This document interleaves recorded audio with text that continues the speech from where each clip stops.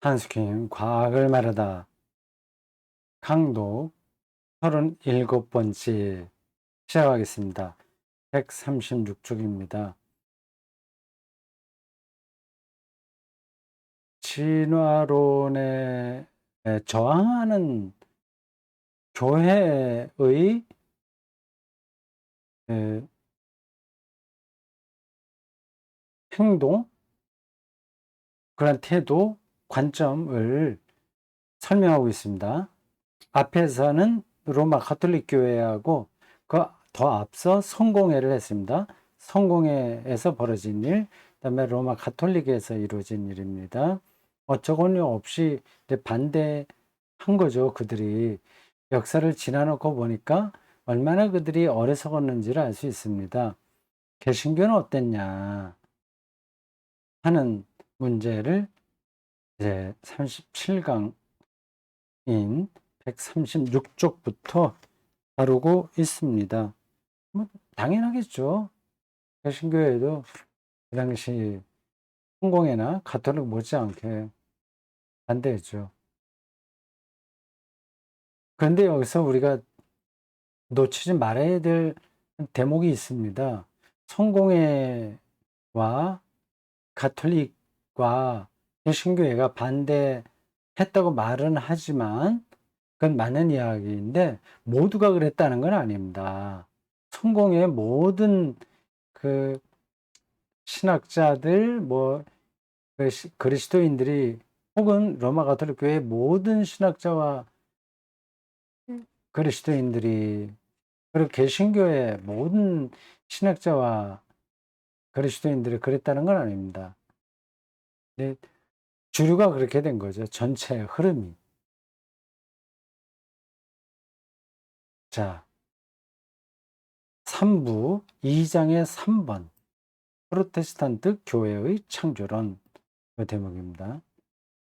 역사적으로 로마 교황청이 공공연히 혹은 비밀리에 종교 재판을 자행해 왔듯이 미국 남부주에 만연한 프로테스탄트 근본주의가 꼭 그랬다. 우리나라의 선교사를 보낸 교단들이 이 미국의 근본주의자들입니다.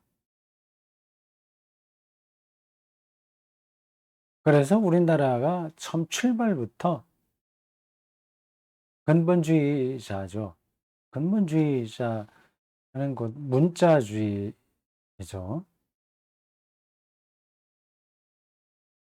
그 근본이라고 하는 말은 참 좋은 말입니다. 근본, 펀더멘탈, 기초라고 하는 거잖아요. 그 좋은 거죠. 그 기초가 탄탄해야 되니까요. 근데 그 기초가 그런 의미로 사용되지 않고 그 문자적인 것으로 고수하다 보니까 문제가 생깁니다. 그 독일 신학대학의 커리큘럼 중에 강의 강의 제목이요. 중에 펀더멘탈 테올로기가 있습니다. 펀더멘탈 테올로기. 그걸 그냥 직역한다면 근본 신학입니다. 근데 지금 우리가 여기서 말하고 있는 이런 근본주의의 근본이 아니라 그리스도교 신학의 기초를 다루는 본과라는 겁니다. 그 근본은 중요한 건데 이게 잘못 그 교회 현장에서 그 독선적인 신앙을 가리킬 때 사용되었습니다. 미국 남부주에 만연한 프로테스탄트 근본주의. 그러니까 미국의 남북 전쟁이 일어날 때 남쪽은 농사를 많이 지니까 그 흑인 노예들이 꼭 필요했고요. 북쪽은 공장이 많으니까 그렇지 않았던가 봐요. 그것도 남쪽에 근본주의, 신앙적인 근본주의가 많이 나올 수밖에 없는 지리적 이유이기도 합니다. 지금도 비슷할 거예요.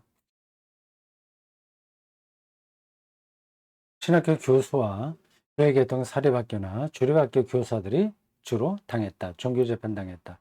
가장 유명한 예가 1925년 테네시주 데이턴시에서 미국 근본주의자들이 펀더멘탈리스트예요. 펀더멘탈리스트 근본주의자들이 갑자기 진화론 논쟁에 불을 붙여 벌어진 원숭이 재판이다.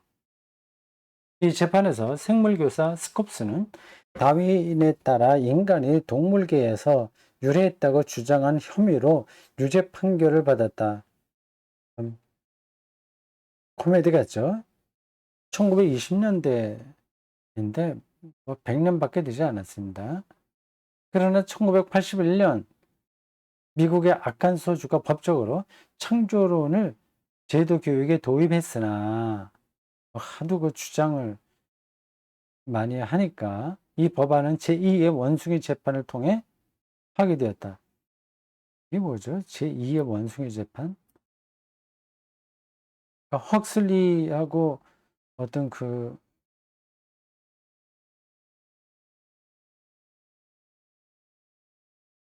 누구예요? 다윈의 불독이랑 헉슬리하고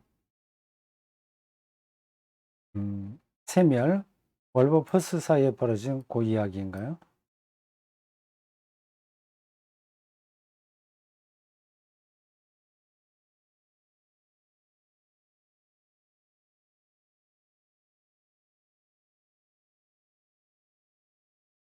유사한 루이지애나 주 법안도 1987년 미 연방 대법원에서 패소했다. 창조론을 가르치지 못하게 된 겁니다, 법적으로. 이런 문제를 두고 미국이 완전히 세속화됐다, 병들었다, 이렇게 주장하던 한국교회 목사들도 많았습니다.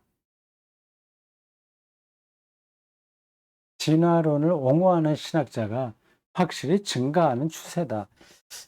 증가하는 추세 정도가 아니라 거의 진화론을 인정하지 않습니까? 저쪽 미국 남부 보수적인 이 동네를 지금 얘기하는 거기에도 진화론을 옹호하는 신학자가 많이 늘어난다는 얘기겠죠.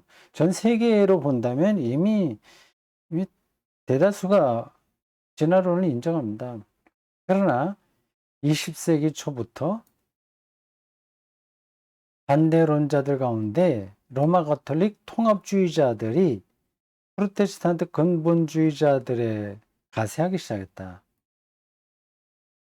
프로테스탄트 근본주의자들은 교황의 무류성은 반대하지만 성경의 무류성은 찬성했다. 예. 근본주의자들의 특성입니다. 성경의 무류성.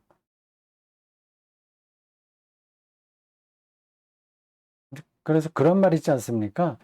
로마 가톨릭 교회에는 사람이라는 교황이 있지만 개신교회에는 종이라는 성경을 가리키죠. 종이라는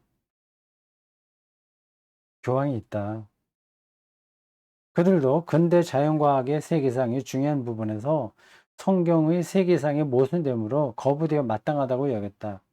인간은 신의 모상으로 창조됐지만 타락하여 원죄에 매여 있다는 것이 그리스도교의 전통적 인간상이다. 이걸 누가 부정합니까? 창조된 건데 창조의 방법이 꼭 지금 완성된 이러한 인간이 아니라 진화의 방식으로 창조하셨다고 한다면 뭐 문제될 게 하나도 없죠. 그러나 새 학설에 따르면 처음에 원숭이에게서 유래한 원시인만 있고 이게 잘못된 생각입니다. 원숭이에게서 인간이 되었다는 게 아닙니다. 원숭이하고 인간은 좀 거리가 멀어요. 침팬지가 더 가깝습니다. 그 사이에도 몇 개 더 비슷한 종들이 있습니다. 원숭이는 좀 많이 멀어요. 근데 어쨌든 이렇게 자꾸만 조상으로 올라가게 되면 같은 조상을 만난다 그 얘기인데, 그 원숭이가 된 다음에는 이게 인간이 되지를 못합니다. 수평적으로 옮기지 못해요. 이 존재는 참된 신을 알지 못했기에 원죄를 범할 능력도 없었다.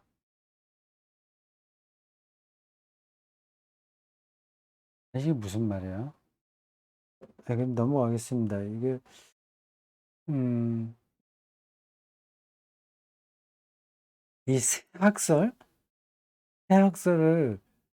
로마 가톨릭 통합주의자들하고 개신교 근본주의자들이 주장했다는 거예요. 처음에 원숭이에게서 유래한 원신만 있고 이 존재는 참된 신을 알지 못하겠기에 원죄를 범할 능력도 없었다. 이게 무슨 말이야? 이 점에서 성경의 무리성은 근대의 자연과학과 철학과 역사 비평적 성서 해석의 위협으로부터 수비만 하든지 역공을 취하든지 어떻게든 지켜줘야만 했다. 성경 문자적으로 오류가 없다는 이런 걸 어쨌든 지켜내야만 자기들의 다른 주장도 어, 설득이 될 테니까 거기 이제 매달려 있다는 겁니다.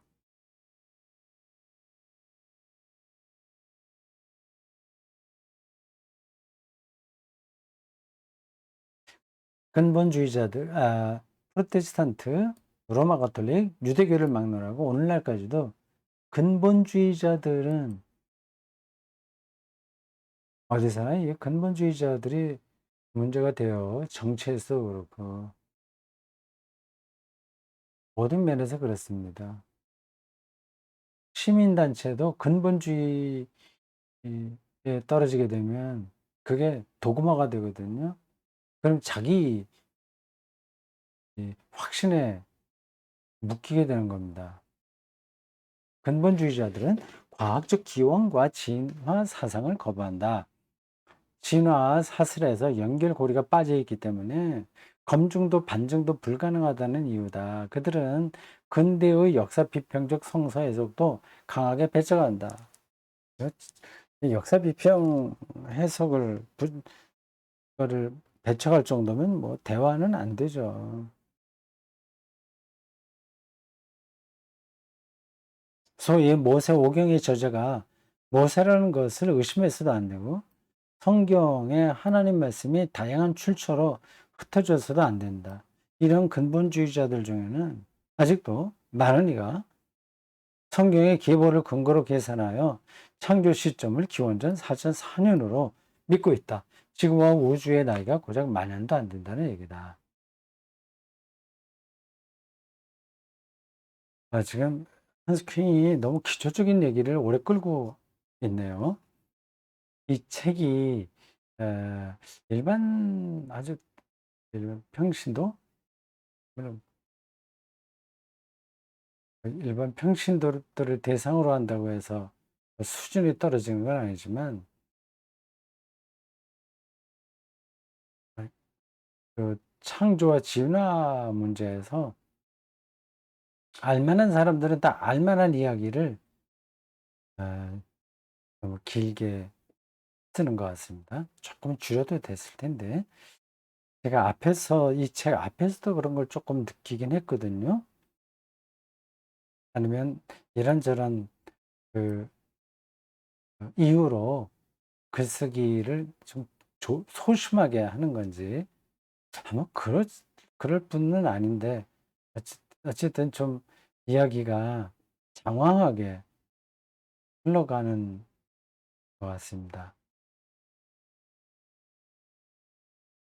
4004년도 뭐 앞에서 했던 얘기인데 로마 검사성성이 일종의 종교재판소 비슷한 역할을 하는 교황청의 한 부입니다. 로마 교황청은 종교 단체인데도 정치 제도하고 비슷한 조직을 가지고 있습니다. 장관들이 있는 거예요, 장관. 갈릴리 재판의 불명예를 자초했듯이 프로테스탄트의 창조론자들도 꼭 그랬다. 뭐 이거 이렇게 길게 쓸 거 없습니다. 창조론자들이 많지 않으니까 신학적으로 인정받지도 못하니까요. 다양한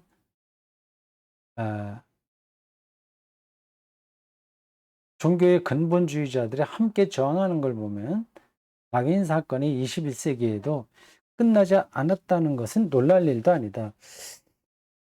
지금도 끝나지 않았다는 건가? 우리나라를 보면 그렇긴 합니다. 유럽도 일반 신자들의 신앙적 정서에서는 이런 창조론이 남아있는 것 같습니다. 창조론이 남아있다기보다 근본주의적이고 문자적인 근본주의라고 해야 되겠죠. 적인 창조론이라고 해야 되겠죠. 기독교 신학의 창조론을 소홀히 해서는 물론 안 됩니다.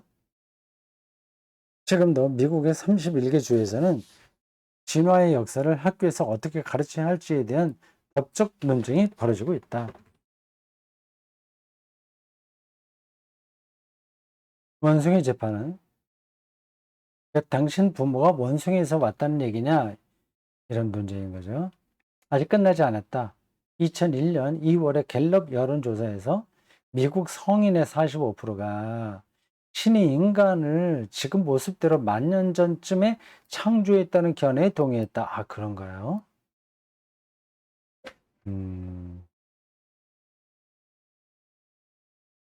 우리나라는 좀 더 많겠죠. 기독교인들에게서요. 기독교인들만 놓고 볼 때. 여기서 미국 성인의 45%라고 한다면 기독교인을 만 하는 게 아니라 일반 사람까지 다 포함한다는 뜻 같은데 예상인데요. 교회 다니지 않는 미국 성인도 포함해서 45%가 이러한 근본주의자들의 창조론을 믿는단 말이에요. 정확하지 않네요. 않을 것 같은 느낌이 듭니다. 미국 성인, 기독교인 이렇게 해야 되지 않을까요? 모르겠습니다. 그러나 재판 규정 금지보다 더 큰 영향력을 발휘한 것은 무엇인가?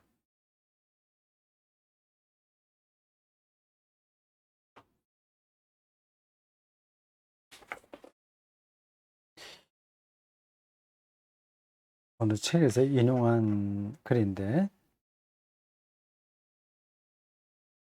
그들이 무엇을 믿든 근본주의 학부모들의 화를 모면하려는 교사들이 이 주제를 기피하는 것이 아마 진화 반대 캠페인의 가장 교활한 결과였을 것이다. 이렇게 진화론을 교사가 가르치면 학부모들의 원성이 자자하니까 에이 말하지 않는 게 낫지 그랬다는 거예요. 고등학교 생물 교사들을 대상으로 한 새로운 여론조사를 통해 그것이 전체 미국 교사들에게 보편적으로 해당된다는 사실이 확인되었다. 그냥 그 말 자체를 꺼내지 않는 것으로 교사들이 이 문제를 해결하는 것 같습니다. 각주 12번 어디에서 인용했는지 확인해 보겠습니다.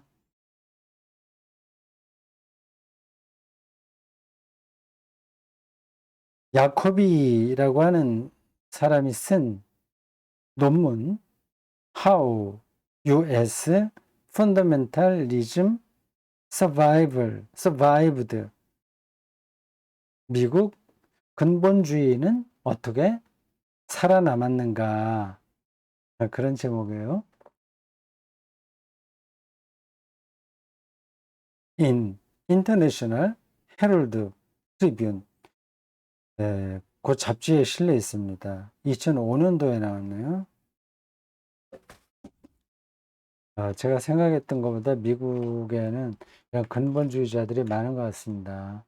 그러니 거기 대통령 선거할 때마다 그 트럼프도 당선시키고 한 저력이 나오는 거죠. 그게 다 보수적이고 근본주의적인, 그걸 좀 미화해 갖고 복음주의라고 하는데, 그들의 표가 그렇게 나타나는 거죠.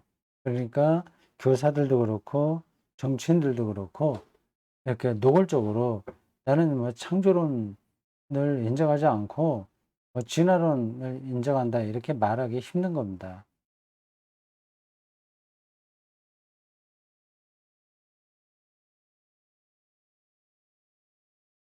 그저 미국이 단순해서 그런가?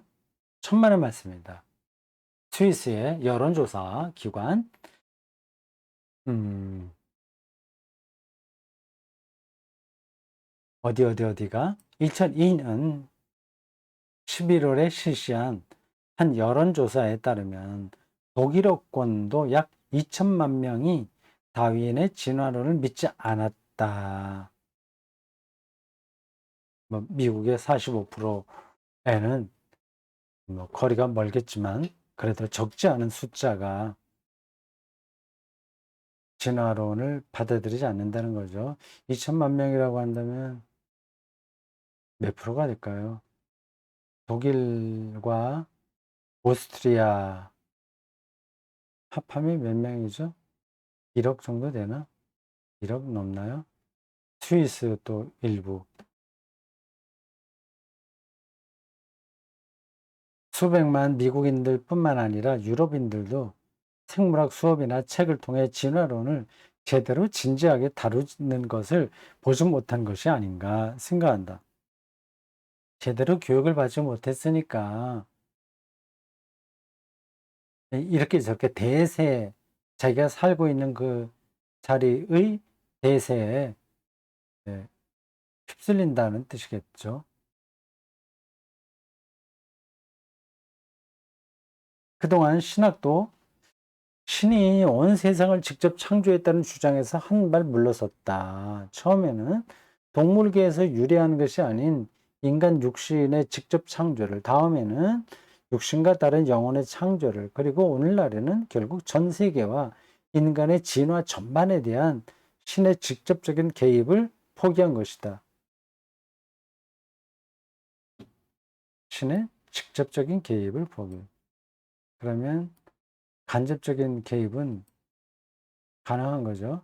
끊임없이 반복된 신학의 방어와 후퇴 전략은 가톨릭 젊은이들이 신앙에 유해한 생물학 공부를 못하도록 수십 년 동안 방해해왔다.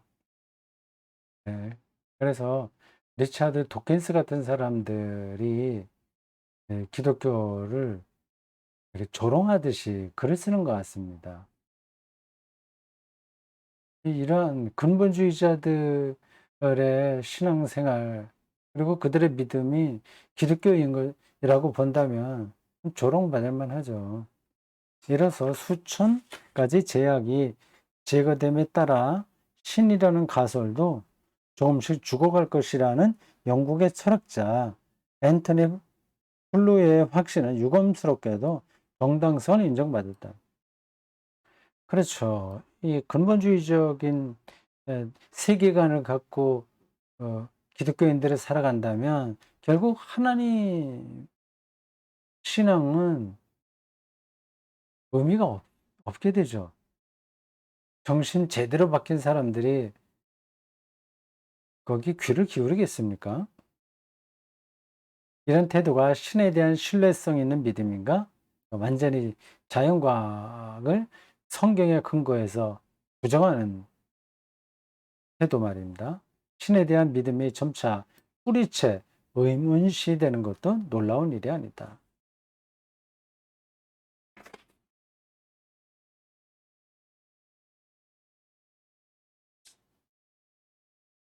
자, 이제 3부의 3장으로 넘어갑니다.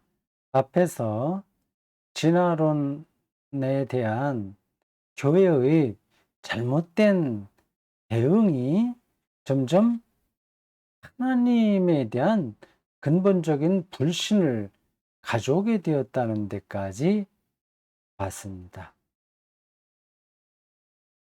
이제 그렇다면 신이라고 하는 그 이름이나 개념, 예, 이게 현대 사회에서 어떻게 받아들여졌고 또 어떤 음, 그 가능성, 그 현대 사회에 우리 기독교 신앙에서 얘기하는 그 하나님을 어떻게 어, 변증해야 되냐 하는 그러한 질문이 이제 대두된 겁니다. 그 근본적인 것에 대해서 말을 해야 되는 거죠.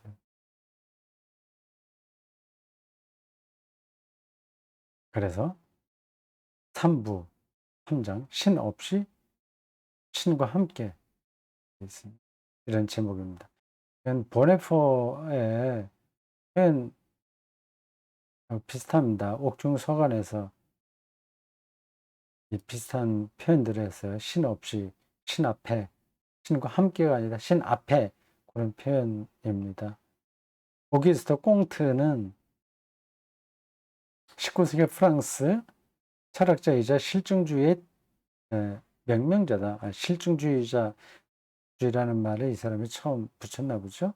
6부작 실증 철학 강의에서 세계사를 해겔처럼 절대정신의 역사로 보지 않고 그가 진보의 새로운 단계에 있다고 여긴 인류의 역사로 기술하려고 했다. 신 없는 진보. 꽁트가 이걸 주창했군요. 신 없는 진보. 진보 앞으로 발전하고 나아간다는 겁니다. 신 없이. 그러니까 여기서 말하는 신은 그 전통적인 의미에서의 기독교 신을 얘기하죠.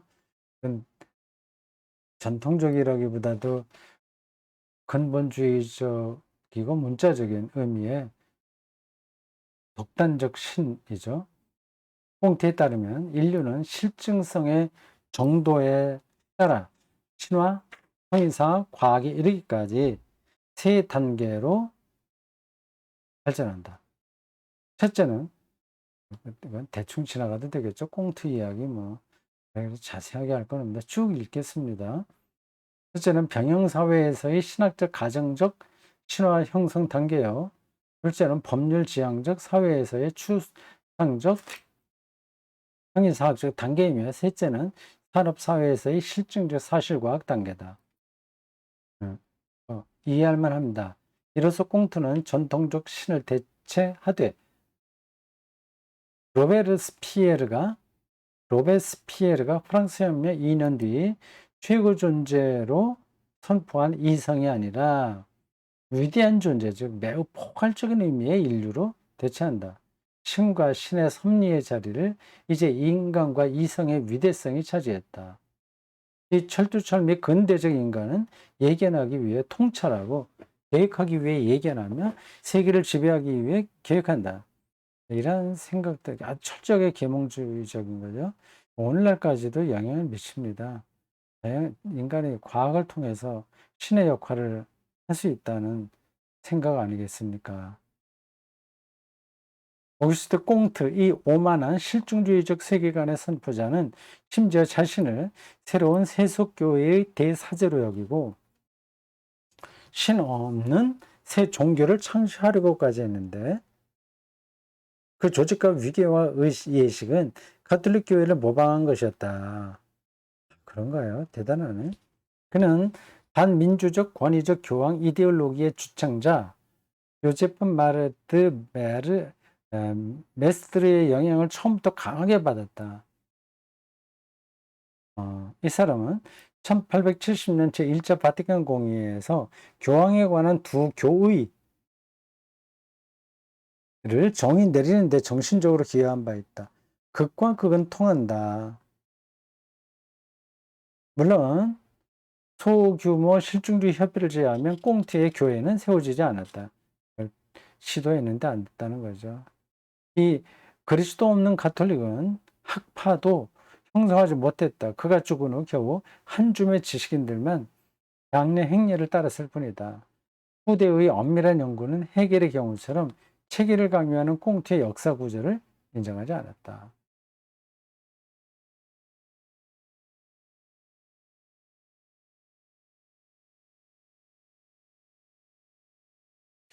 이 꽁트 여기까지 하겠습니다. 시간이 점심 됐네요.